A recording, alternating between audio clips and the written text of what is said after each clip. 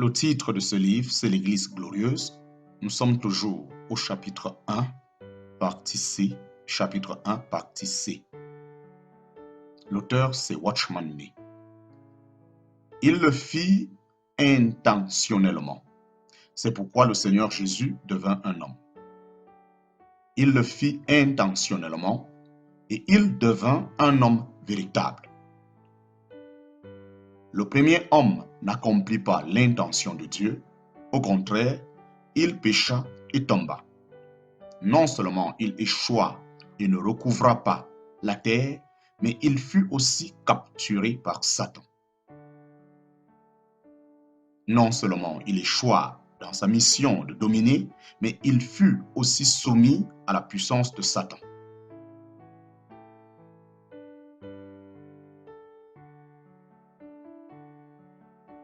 Genèse chapitre 2 déclare que l'homme était fait de poussière. Et Genèse chapitre 3 souligne que la poussière constituait la nourriture du serpent. Cela signifie que l'homme déchu est devenu l'aliment de Satan. L'homme ne pouvait plus affronter Satan. Il était vaincu. Que faire?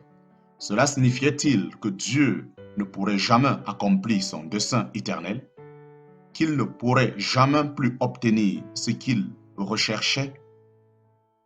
Ne pourrait-il jamais recouvrer la terre? Pas du tout. Il envoya son Fils afin qu'il devînt un homme. Le Seigneur Jésus est véritablement Dieu, mais il est aussi véritablement un homme.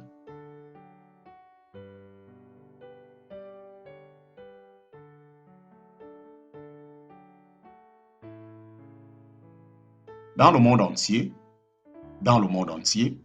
il existe au moins un homme qui choisit Dieu et qui peut dire: le prince du monde vient, il n'a rien en moi. Jean chapitre 14, verset 30. Autrement dit, il n'y a aucune trace du prince de ce monde dans le Seigneur Jésus. Remarquons bien que le Seigneur Jésus est venu dans ce monde non pas pour être Dieu, mais pour être un homme. Dieu avait besoin d'un homme. Si Dieu lui-même combattait Satan, ce serait très facile. Satan tomberait en un instant. Mais Dieu ne voulait pas anéantir Satan lui-même.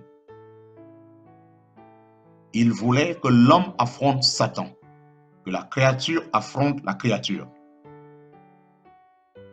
Lorsque le Seigneur Jésus devint un homme, il fut tenté en tant que tel, et il connut toutes les expériences de l'homme. Cet homme conquit, cet homme fut victorieux. Il monta au ciel et s'assit à la droite de Dieu. Jésus a été couronné de gloire et d'honneur. En parenthèse, Hébreux chapitre 2, verset 9. Il a été glorifié. Il n'est pas venu pour recevoir la gloire en étant Dieu, mais en étant homme. Nous n'impliquons pas qu'il vivait sans la gloire de Dieu. Mais le second chapitre d'Hébreux ne fait pas allusion à la gloire qu'il possédait en tant que Dieu. Ce passage parle de Jésus qui fut fait un peu inférieur aux anges à cause de la souffrance de la mort. Jésus fut couronné de gloire et d'honneur. Notre Seigneur est monté au ciel en tant qu'homme.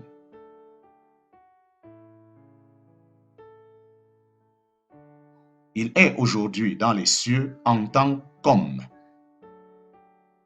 Un homme est à la droite de Dieu. Dans l'avenir, de nombreux hommes occuperont la même position. Un homme est aujourd'hui assis sur le trône. Un jour, beaucoup d'hommes y seront assis. Ceci est certain. Lorsque le Seigneur Jésus ressuscita, il déversa sa vie en nous. Lorsque nous croyons en lui, nous recevons sa vie. Nous devenons tous des fils de Dieu qui appartiennent à Dieu. Puisque cette vie est en nous, Dieu peut nous confier en tant qu'homme la tâche de réaliser son dessein. Voilà pourquoi il est dit qu'il conduira de nombreux fils dans la gloire. Dominer, c'est être glorifié. Et être glorifié, c'est dominer.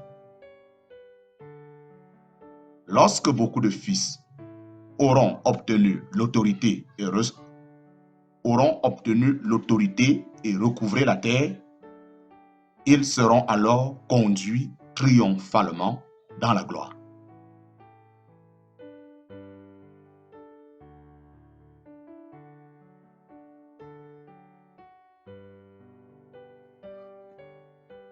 Ne supposons jamais que le dessein de Dieu consiste simplement à nous sauver de l'enfer ou que nous nous réjouissons des bénédictions du ciel.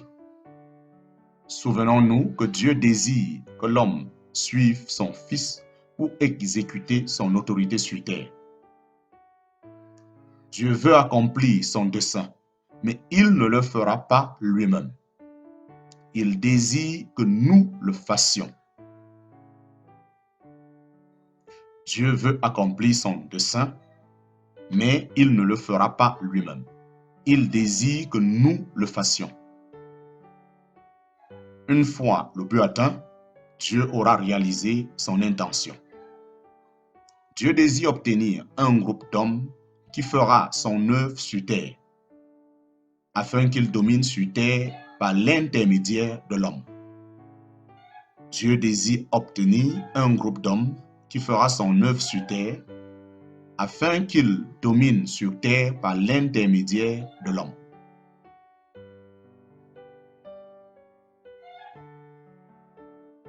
Le rapport entre la rédemption et la création. Le rapport entre la rédemption et la création. Remarquons le rapport qui existe entre la rédemption et la création. Ne considérons surtout pas que la Bible mentionne uniquement la rédemption. Dieu merci, elle parle aussi de la création.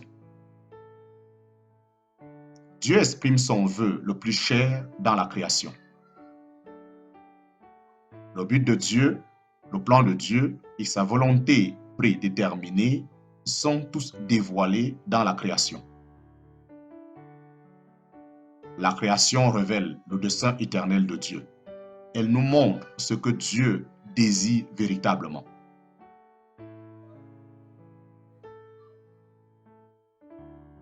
La position que la rédemption occupe ne saurait dépasser celle de la création. Qu'est-ce que la rédemption? Elle recouvre ce que Dieu n'a pas obtenu par la création. La rédemption ne nous apporte rien de nouveau. Elle nous rend ce qui nous appartenait déjà. Par la rédemption, Dieu réalise son dessein au moment de la création.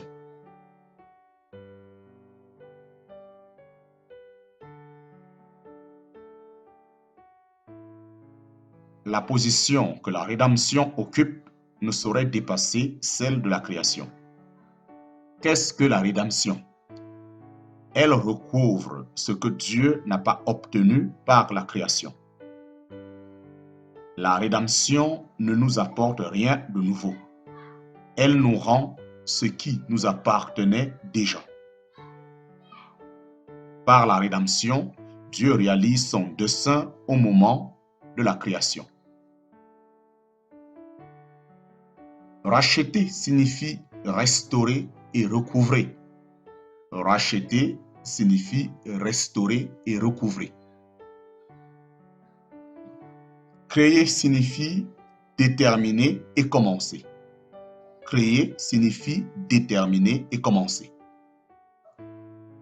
La rédemption est postérieure.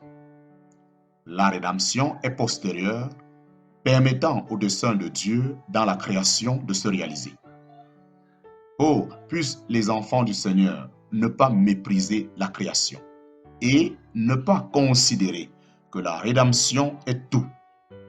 La rédemption est proche de nous. Nous ne sommes pas les bénéficiaires car elle nous sauve et nous apporte la vie éternelle. La rédemption est proche de nous. La rédemption est proche de nous. Nous en sommes les bénéficiaires car elle nous sauve et nous apporte la vie éternelle. Mais la création est liée à Dieu et à son œuvre. Notre relation avec la rédemption est un avantage pour l'homme, tandis que notre relation avec la création sert l'économie de Dieu.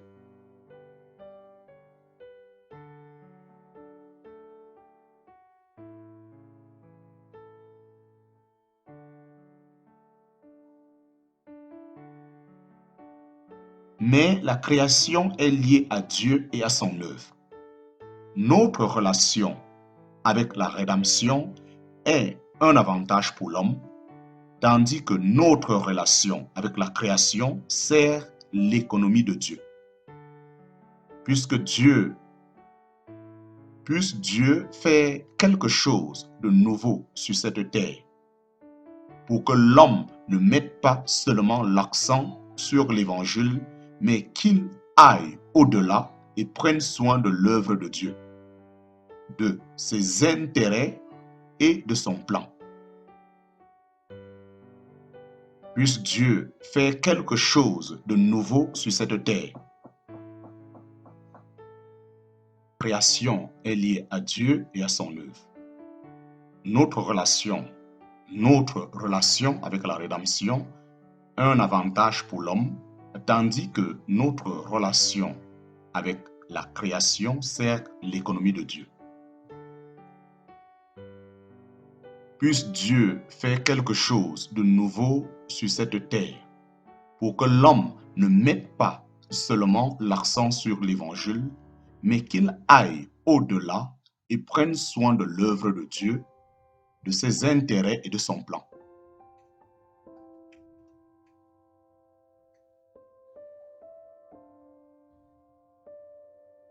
En fait, lorsque nous annonçons l'évangile, nous devrions avoir l'objectif de rendre la terre à Dieu. Nous devons révéler le triomphe de Christ sur le royaume de Satan. En fait, lorsque nous annonçons l'évangile, nous devions avoir l'objectif de rendre la terre à Dieu. Nous devons révéler le triomphe de Christ sur le royaume de Satan.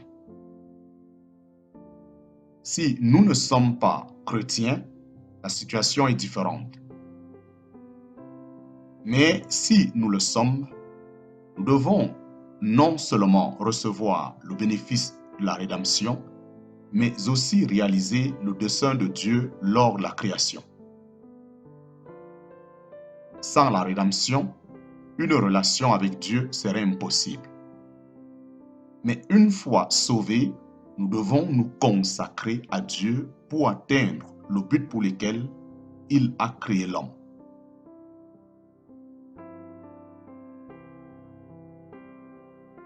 Si nous ne prêtons attention qu'à l'évangile, nous n'accomplirons que la moitié de notre tâche. Dieu demande l'autre moitié, c'est-à-dire que l'homme domine pour lui sur la terre et qu'il ne permette pas à Satan de rester plus longtemps ici-bas. Cette seconde moitié est aussi demandée de l'Église. Hébreux chapitre 2 nous enseigne que la rédemption vise non seulement le pardon des péchés ou le salut de l'homme, mais aussi le retour de l'homme à l'intention de la création. Hébreux chapitre 2 nous enseigne que la rédemption vise non seulement le pardon des péchés pour le salut de l'homme, mais aussi le retour de l'homme à l'intention de la création.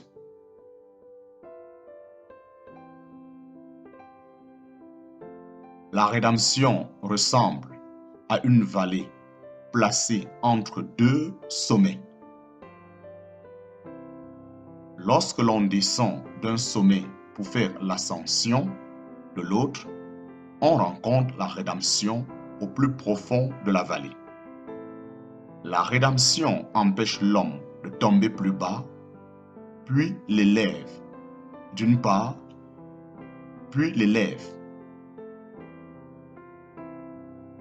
La rédemption empêche l'homme de tomber plus bas, puis l'élève. D'une part, la volonté de Dieu est éternelle et droite, sans aucun dodan,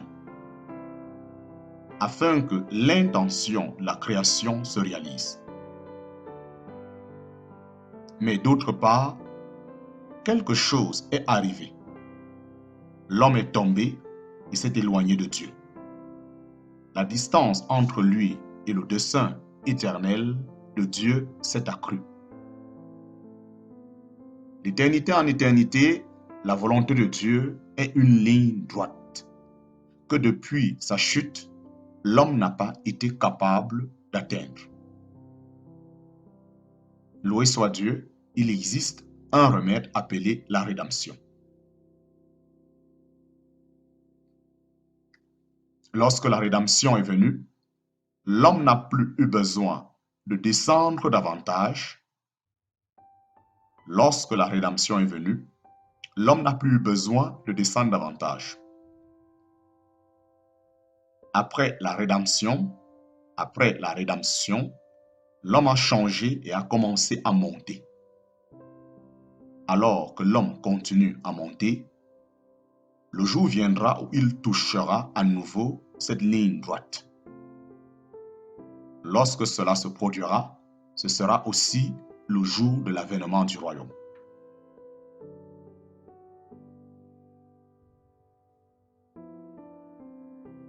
Remercions Dieu pour la rédemption. Sans elle, nous nous enfoncerions davantage. Satan nous opprimerait de plus en plus, jusqu'à ce que nous ne puissions plus nous relever. Dieu soit loué, la rédemption nous a permis de revenir au dessein éternel de Dieu. Ce que Dieu n'avait pas obtenu lors de la création et ce que l'homme avait perdu lorsqu'il tomba ont été totalement recouvrés grâce à la rédemption.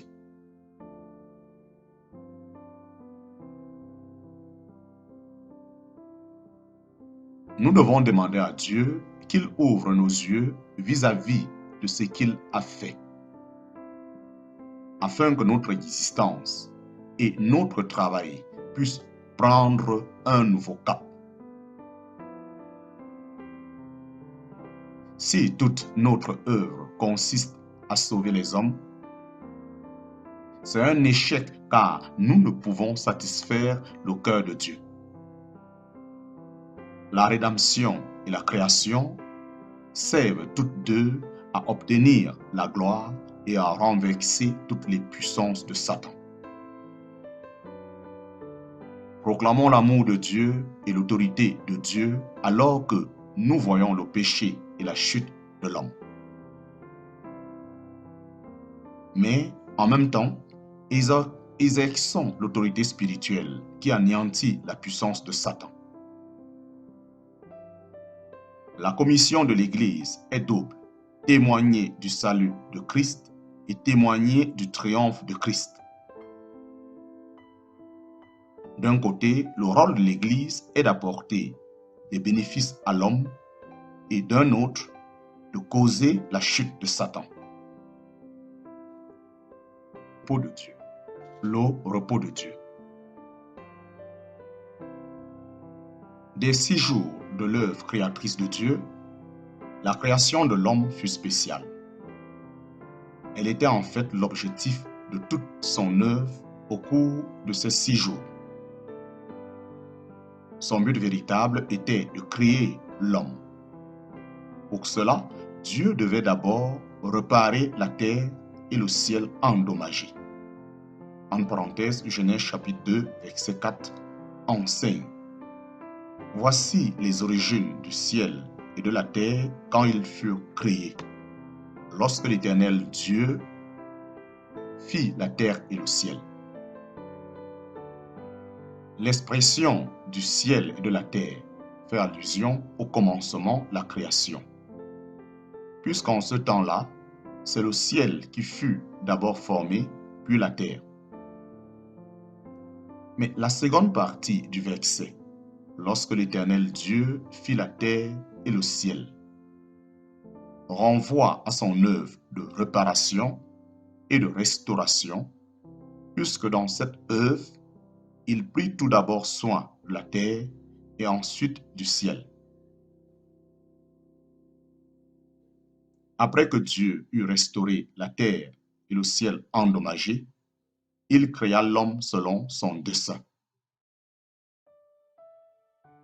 Le 7e jour suivit le 6e. Ce jour-là, Dieu se reposa de tout son travail. Dieu se reposa de tout son travail.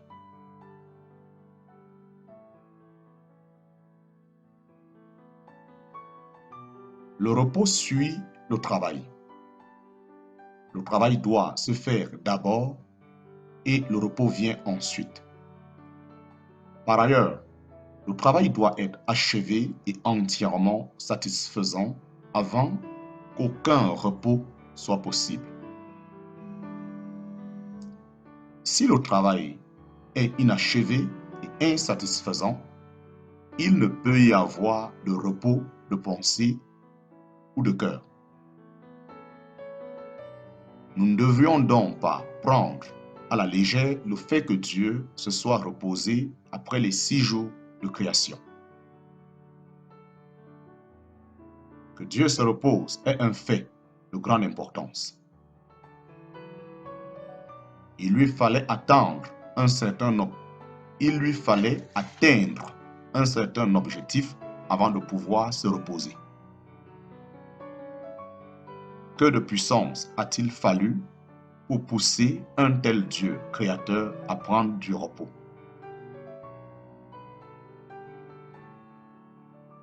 Que de puissance a-t-il fallu pour pousser un tel Dieu créateur à prendre du repos?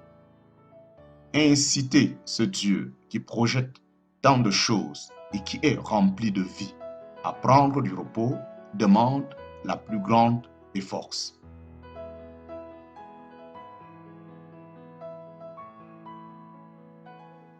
Genèse chapitre 2 nous montre que Dieu s'est reposé le 7e jour. Comment Dieu pouvait-il se reposer? La fin de Genèse chapitre 1 nous apprend que cela est dû au fait que Dieu vit alors tout ce qu'il avait fait et voici, c'était très bon. Verset 31 de Genèse chapitre 1. Dieu se reposa le 7e jour. Avant ce 7e jour, il avait du travail à faire. Et avant de passer à ce travail, il avait conçu un dessein.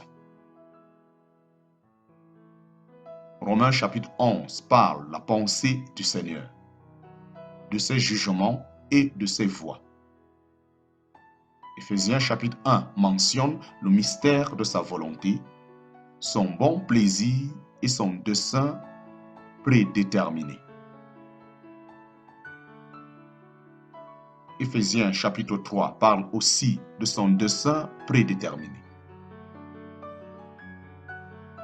De ces Écritures, nous concluons que Dieu n'est pas seulement un Dieu qui œuvre, mais aussi un Dieu qui prépare et projette. Lorsqu'il eut le désir de travailler, il se mit à l'œuvre. Il travailla parce qu'il le désirait. Une fois satisfait de son travail, il se reposa. Si nous voulons connaître la volonté de Dieu, son plan, son bon plaisir et son dessein, il nous suffit de contempler ce qui l'incita à se reposer. Si nous voyons que Dieu trouva le repos dans une certaine chose, nous savons alors que Dieu la recherchait à l'origine. L'homme, de la même façon, ne saurait trouver de repos en une chose qui ne le satisfait pas. Il doit d'abord attendre, il doit d'abord atteindre ce qu'il recherche et se reposer ensuite. Ne prenons pas ce repos à la légère. Ne prenons pas ce repos à la légère, car sa signification est très grande. Dieu ne se reposa pas au cours des 6 premiers jours, mais le 7e jour. Ce repos indique que Dieu avait accompli son vœu le plus cher. Il avait réalisé quelque chose dont il se réjouissait. Il pouvait donc se reposer.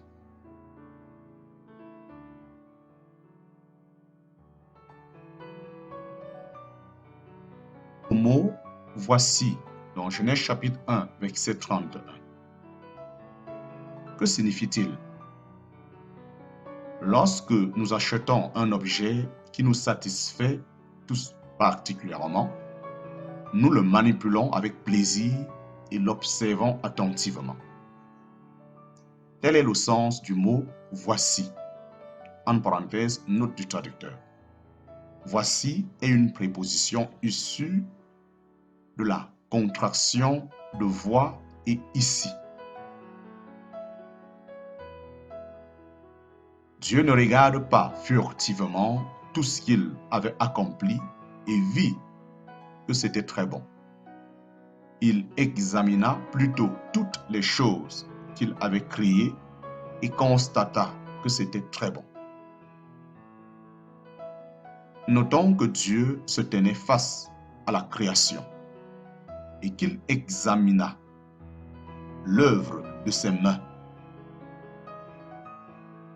L'expression « se reposa » déclare que Dieu était satisfait, que Dieu se réjouissait de ce qu'il avait fait.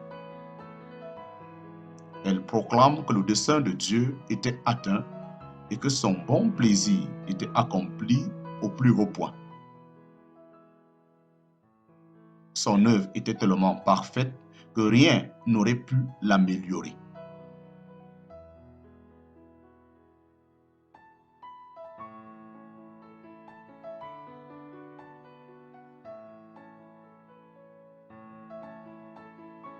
Pour cette raison, Dieu commanda aux Israélites d'observer le sabbat à travers les générations. Dieu recherchait quelque chose, une chose qui le satisferait, et il l'obtint. Il put donc se reposer. Telle est la signification du sabbat. Il ne s'agit pas d'acheter un peu moins de choses ou de parcourir moins de distance.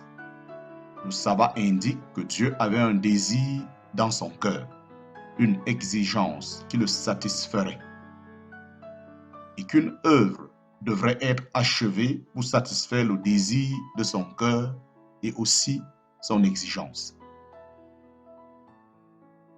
Puisque Dieu a obtenu ce qu'il recherchait, il se repose. L'important n'est pas un jour particulier. L'important n'est pas un jour particulier. Le sabbat nous enseigne que Dieu a réalisé son projet, atteint son but et satisfait son cœur. Dieu est une personne qui a besoin de satisfaction et qui peut être satisfaite. après avoir obtenu ce qu'il désirait, Dieu se repose. Qu'est-ce qui procura du repos à Dieu? Quelle chose lui octroya une telle satisfaction? Au cours des 6 jours de création, il y eut la lumière, l'air, l'herbe, les plantes et les arbres. Il y eut le soleil, la lune et les étoiles. Il y eut les poissons, les oiseaux, les bêtes, les animaux rampants et les bêtes. Mais en tout cela, Dieu ne trouva pas le repos. Il y eut finalement l'homme, puis Dieu se reposa de toute son œuvre. Tout ce qui vint avant l'homme dans la création était une préparation. Toutes les attentes de Dieu se centraient sur l'homme. Lorsque Dieu obtint l'homme, il en fut satisfait et se reposa.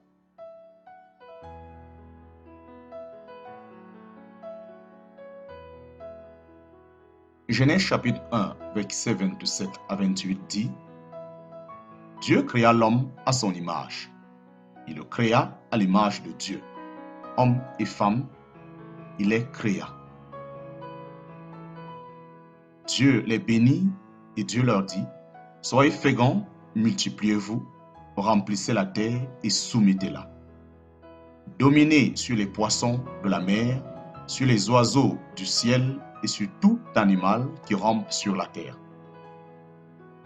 Non, Genèse chapitre 1, lisons maintenant Genèse chapitre 1, verset 31 et Genèse chapitre 2, verset 3. Dieu vit alors tout ce qu'il avait fait, et voici, c'était très bon. Dieu bénit le 7e jour et le sanctifia, car en ce jour, Dieu s'était reposé de toute l'œuvre qu'il avait créée.